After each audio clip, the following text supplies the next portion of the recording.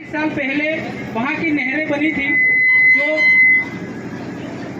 घुमरिया फला में होकर 5 किलोमीटर तक जाती है और दूसरी नहर है जो तालाब से निकलकर दाने पिपला तक जाती है। आज से 15 साल हो गए हैं मुझे देखते देखते कि पानी वहाँ से निकलता है आधे तक भी नहीं पहुँचता है और पानी खत्म हो जाता है तालाब में। तो इसका विशेष जो नुकसान हो रहा है वो हमारे काश्तकारों का हो रहा है। अगर वहाँ से नहरें निकलकर यहाँ तक पहुँचती, पानी पहुँचता तो हमारे काश्तकारों को बहुत ही लाभ पहुँचेगा। तो मैं ये भी आप लोगों को अवगत कराना चाहता हूँ कि इसकी ओर भी ध्यान दें।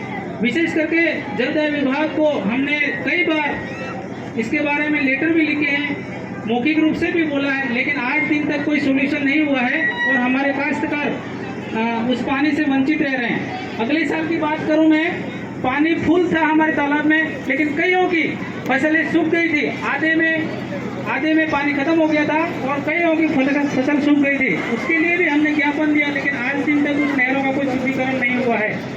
तो उसकी ओर मैं आप लोगों को ध्यान दिलाना चाहूँगा।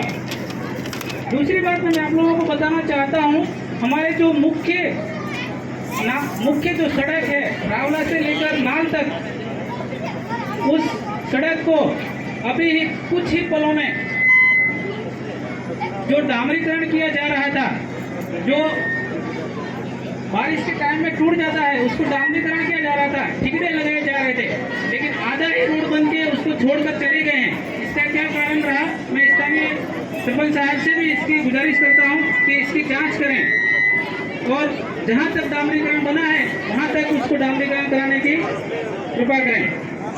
और मैं विधायक महोदय से आग्रह करना चाहता हूँ कि हमारी जो समस्या है मेन, वो नाल की समस्या है। एक तो रोड की और एक लाइट की।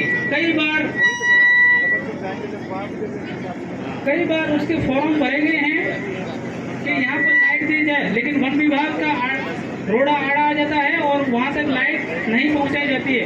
तो विशेष करके ग्रामीण वासियों से भी मैं कहना चाहता हूँ, आज हमारे यहाँ विधायक साहब महोदय आए हुए हैं, तो आप लोग जरूर उनसे बात करें।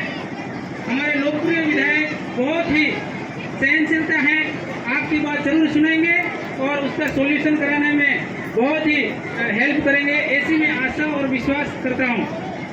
दूसरी बात मैं आपको कहना चाहता हूँ, हमारे यहाँ विद्यालय है तो इसमें कुछ कमरों की आवश्यकता है। यहाँ 700 से 800 नामांकन है, उसमें कुछ कमरों की आवश्यकता है, तो हमने उसके लिए विज्ञापन बना दिया है। आज हम विधायक महोदय जी को देंगे और मैं आशा और विश्वास करता हूँ और आप लोगों से उम्मीद करता हूँ कि आज हमारे विधायक महोदय कुछ न कुछ हमारे लिए घोषणा करके जाएंगे।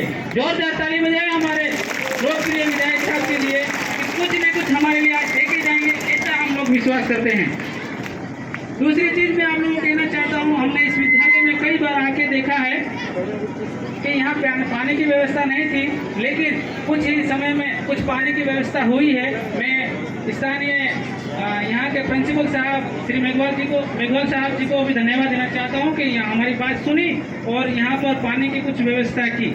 मैं विशेष करके ये हमारा बड़ा विद्यालय है महाणी का, जो भी प्रोग्राम्स होते हैं, जो भी कार्यक्रम होते हैं, यहाँ पर ही होते हैं।